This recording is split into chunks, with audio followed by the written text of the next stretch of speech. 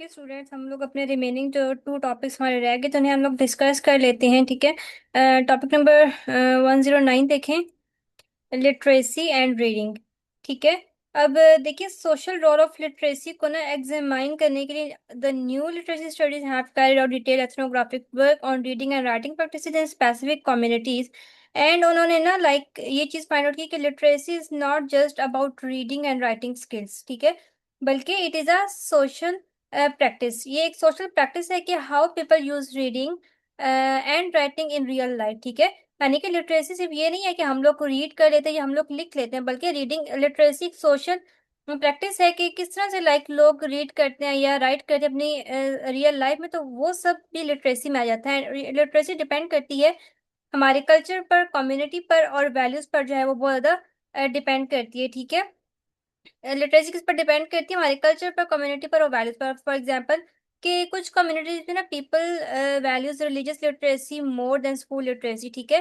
कुछ कम्युनिटीज होती हैं, कुछ विलेजेस वगैरह होते हैं जहाँ पर रिलीजियस लिटरेसी को ज़्यादा इंपॉर्टेंस दी जाती है as compare to school literacy. ठीक है। तो फिर क्या होता है कि वो उनकी कम्युनिटी जो है वो इफेक्ट कर रही होती है उनकी लिटरेसी पर। ठीक है। वहाँ पर रिलीजियस लिटरेसी को ज़्यादा इंपॉर्टेंस दी गई होती है, तो वहाँ के लोग भी उससे ही ज़्यादा इंपॉर्टेंस दे रहे होते हैं, स्कूल लिटरेसी को इतनी इंपॉर्टेंस नहीं देते। तो फिर लिटरेसी जो है वो इफेक्ट होती है by the community, by the culture and by values. ठीक है।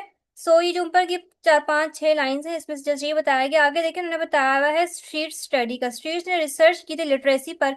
ठीक है। और उसने जो है ना वो 3 टाइप्स ऑफ लिटरेसी को फाइंड आउट किया। इसमें एक ट्रेडिशनल लिटरेसी आ जाता है, एक स्कूल लिटरेसी आ जाता है, and the third one is the commercial literacy.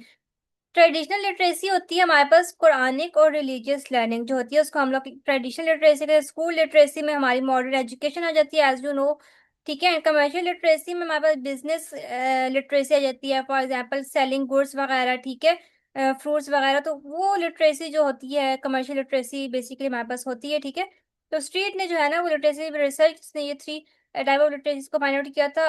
And peoples, और उसने ना ये चीज फाइंड आउट की थी कि peoples with religious literacy has more social power status than those with only school education. ठीक है।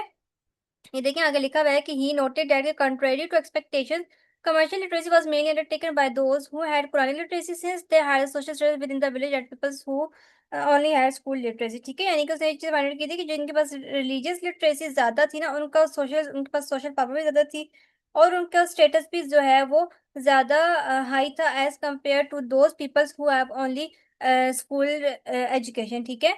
ओके। आगे जो पॉइंट्स मैंने हाईलाइट की वजह से आपने उन पर फोकस करना है, बिकॉज इतना लेंथी लेंथी इसमें थ्योरी लिखी हुई है तो हर एक पॉइंट हम लोग नहीं दे सकते।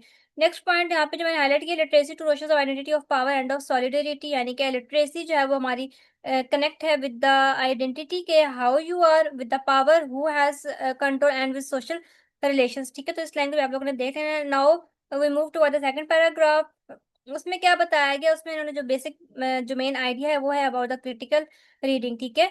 Second concern of the broad approach to literacy is critical reading. Critical reading जो ये इंपॉर्टेंट कॉन्सेप्ट है। ठीक है। From paper point of view, so आपने इसको अच्छे से क्लियर करना है।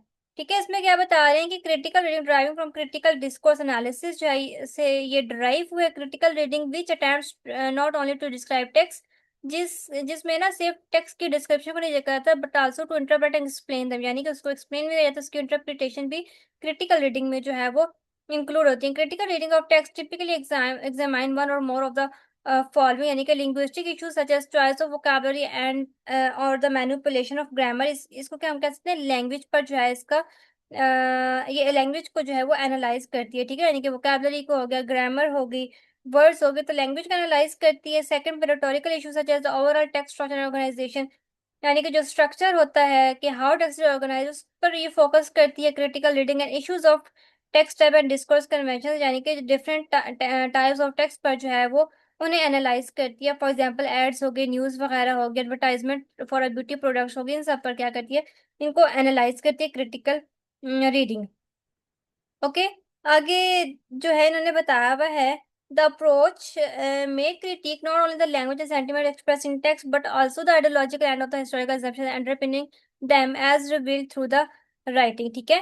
अब क्या कह रहे हैं कि जो अप्रोच है, यानी कि जो क्रिटिकल रीडिंग अप्रोच है वो जस्ट लैंग्वेज और आइडियाज को नहीं देखती, ठीक है, टेक्स्ट में, but also at the hidden believe and historical और पॉलिटिकल आइडियाज बिहाइंड इट, ठीक है। यानी कि सिर्फ ये टेक्स्ट को नहीं देती, बल्कि टेक्स्ट के अंदर जो हिडन बिलीव या हिस्टोरिकल या कोई पॉलिटिकल आइडियाज दिए गए होते हैं उन्हें भी जो है वो देखती है क्रिटिकल रीडिंग, ठीक है। And it checks how text में show ideology even if the writer did not plan it, ठीक है, यानी कि अगर राइटर ने उसको प्लान नहीं भी किया तो उसको भी जो है ये देखती है कि किस तरह से आइडियोलॉजी को टेक्स्ट में शो किया गया है। आइडियोलॉजी यानी कि जो हिडन पावर आइडियाज होते हैं उनको जो है वो आइडियोलॉजी कहा गया, ठीक है। आगे देखिए, critical reading claims to look beyond the classrooms to the way in which reading practice are carried out and perceived in the wider society, ठीक है। इस लाइन का मीनिंग है, इसका मीनिंग है क्रिटिकल रीडिंग जो है ना वो बियॉन्ड द क्लासरूम जो है वो जाती है, कनेक्ट करती है रीडिंग को विद रियल सोसाइटी, ठीक है। यानी कि जस्ट वो रीडिंग या राइटिंग पे सिंपली बिलीव नहीं करती, बल्कि वो रीडिंग को कनेक्ट करती विद रियल सोसाइटी के, रियल सोसाइटी में लोग किसी से रीडिंग को जो है वो अपनी डेली लाइफ में यूज करें, राइटिंग को अपनी डेली लाइफ में यूज करें, तो वो क्रिटिकली जो है वो एनालाइज करती है रीडिंग को, ठीक है। ये क्रिटिकल रीडिंग अप्रोच जो है, बस critical reading while probably not suited to low level EFL learners is claim to be both possible and desirable for learners with adequate English, ठीक है। यहाँ पे क्या बता रहे हैं कि जो क्रिटिकल रीडिंग है ना ये बिगनर लर्नर के सूटेबल नहीं, यानी कि जो बिगनर है, जो भी सेकंड लैंग्वेज सीख रहे हैं या इंग्लिश को सीख रहे हैं, तो वो क्रिटिकल रीडिंग नहीं कर सकते। ये जो है ज़्यादा यूजफुल होती है for the students with good English, ठीक है, जिनकी इंग्लिश बहुत अच्छी होती है, उन स्टूडेंट्स के लिए जो है ये सूटेबल है, वो इसको क्रिटिकल रीडिंग जो है वो कर सकते हैं। In some respects, the teaching of critical reading resembles the teaching of literature, for it involves close reading of and reflection upon the text, ठीक है। यहाँ पे क्या बता रहे हैं कि जो क्रिटिकल रीडिंग है ये सिमिलर है लिटरेचर स्टडी के, because it involves careful reading and thinking deeply about the text, क्योंकि इसमें जो है वो केयरफुल रीडिंग होती है और टेक्स्ट के अबाउट है वो बहुत डीपली जो है वो सोचा जाता है। सो ये रिजेंबल करती है टीचिंग ऑफ लिटरेचर से, ठीक है। जो पॉइंट मैंने आपको हाईलाइट किया, एक्सप्लेन किया, जैसे आपने उन पर फोकस करना है, बाकी इग्नोर आप कर दें, ठीक है। अच्छा, अब यहाँ पर देखिए बताया गया है कि कुछ रिसर्चर्स जैसे कि जी, आई डोंट नो किस कैसे प्रोनाउंस करेंगे, ठीक है, मैं आपको बता दूंगी कमेंट बॉक्स में। फिलहाल हम लोग उसको जी पढ़ लेते हैं, ठीक है। कुछ रिसर्चर्स जो है ना, लाइक जैसे कि जी था, वो कहता था कि text do not have only one correct meaning, ठीक है, डिफरेंट रीडर्स में अंडरस्टैंड टेक्स्ट डिफरेंटली, ठीक है। वो कहते हैं कि टेक्स्ट का कोई भी एक करेक्ट मीनिंग नहीं होता, हर बंदा अपनी उसको डिफरेंट वे में अंडरस्टैंड करता है, ठीक है। देखिए यहाँ पर इसने यही बात की है कि one of the chief protagonist था क्रिटिकल लिटरेसी का, one of the chief protagonist था जी। उसने क्लेम किया था कि psycholinguistic position is that there is a right interpretation for text that is रफली the same for all competent readers. Likewise, G points that readers from different cultures interpret text differently had long been accepted as a result of research into background knowledge, ठीक है। उसने क्या कहा था कि text का जो है ना कोई एक करेक्ट मीनिंग नहीं होता, डिफरेंट रीडर्स में understand text differently, but other linguist had already disagreed with the idea of a single correct meaning, ठीक है। लेकिन बाकी जो लिंग्विस्ट उन्होंने इस आइडिया से डिसएग्री किया था कि एक करेक्ट मीनिंग नहीं हो सकता, एंड आल्सो एक्सेप्टेड कि कल्चर और बैकग्राउंड नॉलेज जो है ना वो अंडरस्टैंडिंग को बहुत ज्यादा इफेक्ट कर रहे हैं, ठीक है। उन्होंने क्या कहा था कि हर बंदा अपने कल्चर के अकॉर्डिंगली, अपनी सोच के अकॉर्डिंगली जो है वो टेक्स्ट की मीनिंग को अंडरस्टैंड करता है, ठीक है। उसका बैकग्राउंड नॉलेज उस टेक्स्ट को बहुत ज्यादा इफेक्ट करता है, उसका कल्चर बहुत ज्यादा इफेक्ट करता है, वो उसके अकॉर्डिंगली जो है वो टेक्स्ट को अंडरस्टैंड करता है, ठीक है। जैसे हर किसी का डिफरेंट कल्चर, उसी तरह वो उस टेक्स्ट की मीनिंग को डिफरेंट वे में जो है वो अंडरस्टैंड करते हैं। सो किसी भी टेक्स्ट का जो है वो एक करेक्ट मीनिंग नहीं होता, हर बंदा अपने कल्चर के अकॉर्डिंगली, अपने बैकग्राउंड नॉलेज के अकॉर्डिंगली इसको अंडरस्टैंड करने की कोशिश करता है। ठीक है, आगे जो है ना इन्होंने दो व्यूज बताए गए हैं, ठीक है। यहाँ पर देखिए, जिसमें वहाँ पर एक आ जाता है ऑटोनोमस लिटरेसी, दूसरा आइडियोलॉजिकल लिटरेसी, ये हम लोग किसी भी पढ़कर आए हैं, ठीक है। ऑटोनोमस लिटरेसी में क्या होता है कि ये लिटरेसी को देखता है एज अ स्किल, ठीक है, टू अंडरस्टैंड एनीथिंग, यानी कि ये कहता है कि रीडिंग जस्ट एक स्किल है, जबकि आइडियोलॉजिकल थ्योरी जो है वो कहती है कि reading is also influenced by society, power and culture, यानी कि रीडिंग जो है वो हमारी सोसाइटी से इन्फ्लुएंस होती है, हमारे पावर से और हमारे कल्चर से जो है वो इन्फ्लुएंस होती है, ठीक है। ये दो यहाँ पर बताया गया, एक्सप्लेन नहीं करती बिकॉज पीछे हम लोग बहुत डिटेल में पढ़ के आए हैं। आगे देखिए उन्होंने क्या बताया हुआ है कि one of the chief merits of the new literacy, यानी कि one of the greatest strength कह सकते हैं कि न्यू लिटरेसी स्टडीज की क्या है, उसकी जो ग्रेटेस्ट स्ट्रेंथ है वो है कि ये फोकस करता है सोशल एंड कल्चरल फैक्टर्स पर, ठीक है, सोशल डायमेंशन पर, यानी कि सोशल कल्चरल फैक्टर्स जो होते हैं रीडिंग में उस पर बहुत ज्यादा क्या करता है, फोकस करता है। एंड ये शो करता है कि literacy influenced by home, school and society, specially multi cultural and poor communities, ठीक है। यहाँ पे देखिए हमने बताया गया, it has made the point literacy practice ideological laden and often manipulated by powerful institutions, यानी कि हमारे होम, हमारे स्कूल और सोसाइटी से बहुत ज़्यादा जो हमारी लिटरेसी है वो बहुत ज़्यादा इन्फ्लुएंस्ड होती है।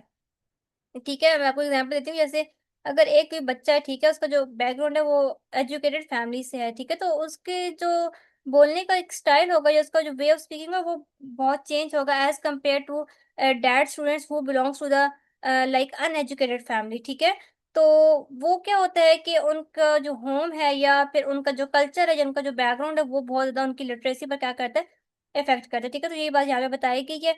आगे देखिए, इन्होंने बताया क्या है कि in the UK Gregory and Williams document a range of home and school practices in the multicultural urban areas of London and found that के children from background that are economically poor draws on home literacy practices as well as those of the schools in learning to read, and that elder siblings and grandparents as well as parents can be important mediators of literacy।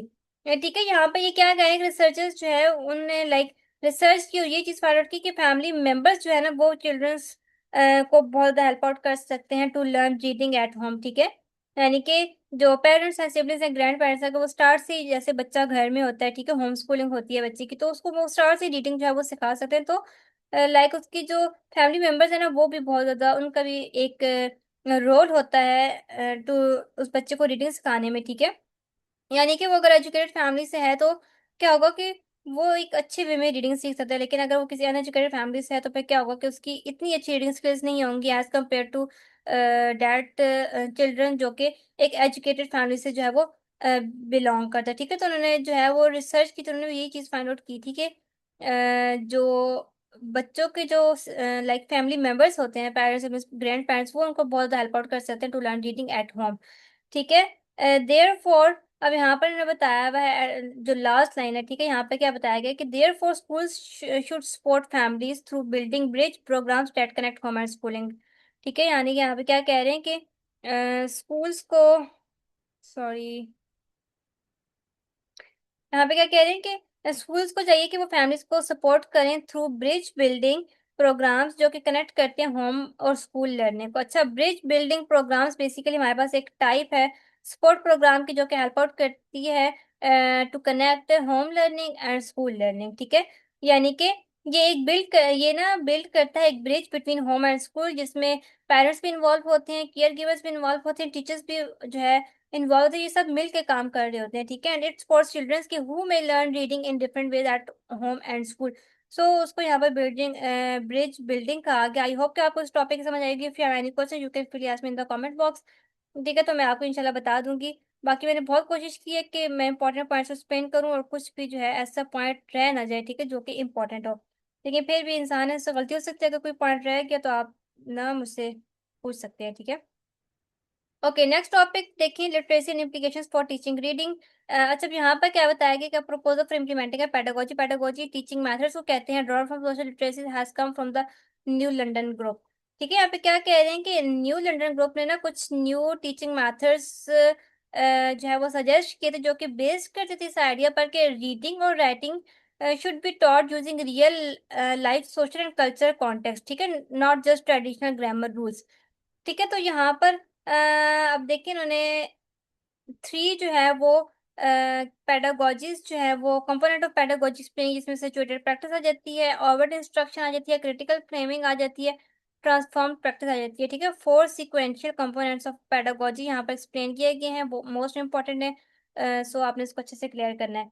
ठीक है, ज्यादा हम लोग detail में नहीं जाएंगे, बस just मैं आपको कॉन्सेप्ट दूंगी, बाकी आप लोग खुद अगर रीड करना चाहते हैं तो आप लोग यहाँ से जो है वो इसको रीड कर सकते हैं। ठीक है, और ये जो four steps of teaching reading है, या आप इनको स्ट्रेटजीज कह सकते हैं, ये न्यू लंदन ग्रुप ने जो है वो सजेस्ट की थी। ठीक है, four steps of teaching reading suggested by the new London group.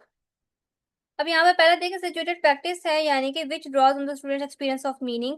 Student, इसमें क्या होता है कि स्टूडेंट जो है वो लर्न करते हैं through their on experience and discuss meanings in groups. ठीक है, यानी कि अपने एक्सपीरियंस से लर्न करते हैं और मीनिंग को जो है वो अपने ग्रुप्स में क्या कर रहे थे, डिस्कस कर रहे होते हैं। और what instructions through which student develop an explicit meta language of design. Overt instruction में क्या होता है कि students are taught clear language knowledge like vocabulary, grammar and text structure. ठीक है, यानी कि ओवर्ट इंस्ट्रक्शन में स्टूडेंट्स को जो है ना एक्सप्लिसिटली, यानी कि हर चीज बहुत ज्यादा डिटेल में लैंग्वेज नॉलेज दिया जा रहा है, जैसे कि उसकी वोकैबुलरी होगी, ग्रामर होगी, टेक्स्ट स्ट्रक्चर वगैरह हो गया। ठीक है, नेक्स्ट आता है क्रिटिकल फ्रेमिंग। क्रिटिकल फ्रेमिंग में क्या होता है कि which interpret social context and purpose of design of meaning. ठीक है, इसमें क्या होता है कि स्टूडेंट्स जब एनालाइज करते हैं एंड क्वेश्चंस करते हैं the text and understand it's social and culture background. ठीक है, यानी कि क्रिटिकल फ्रेमिंग में जो भी टेक्स्ट होता है उसके रिलेटेड जो है बच्चे उसको एनालाइज करने से रिलेटेड जो है वो क्वेश्चंस करते हैं टीचर से। ठीक है, और उसको अंडरस्टैंड करने की कोशिश करते हैं उस टेक्स्ट के सोशल और कल्चरल बैकग्राउंड को। ठीक है, यानी कि उसको क्रिटिकली देख रहे होते हैं, उसको क्रिटिकली एनालाइज कर रहे होते हैं। टेक्स्ट में क्रिटिकल फ्रेमिंग में यही होता है। अगर ट्रांसफॉर्म प्रैक्टिस है जिसमें क्या होता है कि in which students as meaning makers become designer of social futures and clients. ठीक है, इसमें क्या होता है कि students use what they learn to create new text. ठीक है, यानी कि इसमें स्टूडेंट जो है वो यूज करते हैं या लर्न करते हैं कि यूज करते हैं कि what they learn to create a new text like writing और changing text into different forms. ठीक है, यानी कि राइटिंग या किसी भी टेक्स्ट को डिफरेंट फॉर्म में चेंज करने के लिए या कुछ लिखने के लिए उन्हें ना लाइक कौन सी स्किल्स की जरूरत है वो चीजें जो है वो इसमें लर्न कर रहे होते हैं ट्रांसफॉर्म प्रैक्टिस में। ठीक है, बेसिकली जो अप्रोच है ये फोकस करती है क्रिटिकल थिंकिंग पे। Meaning students should not just except one fix meaning but compare different interpretation understand the social context of the text. ठीक है, यानी कि क्रिटिकल थिंकिंग पे फोकस कर रही होती है जो meaning students should not just except one fix meaning, यानी कि स्टूडेंट जो है वो सिर्फ एक जो है वो फिक्स मीनिंग को एक्सेप्ट नहीं करते बल्कि वो क्या करते हैं कि डिफरेंट इंटरप्रिटेशंस को कंपेयर करते हैं और फिर अंडरस्टैंड करने की कोशिश करते हैं social context of the text को। यानी कि वो सिर्फ एक मीनिंग पे बिलीव नहीं करते बल्कि वो क्रिटिकली जो है वो देख रहे होते हैं और डिफरेंट इंटरप्रिटेशंस को क्या कर रहे होते हैं कंपेयर करके मीनिंग को अंडरस्टैंड करने की कोशिश कर रहे होते हैं। ठीक है, सो ये आप लोगों का टॉपिक था। आगे मैंने जो पॉइंट हाईलाइट किए आप इनको खुद से रीड कर सकते हैं। बाकी जो इसमें मेन 4 पॉइंट्स है वो यही बताए गए थे।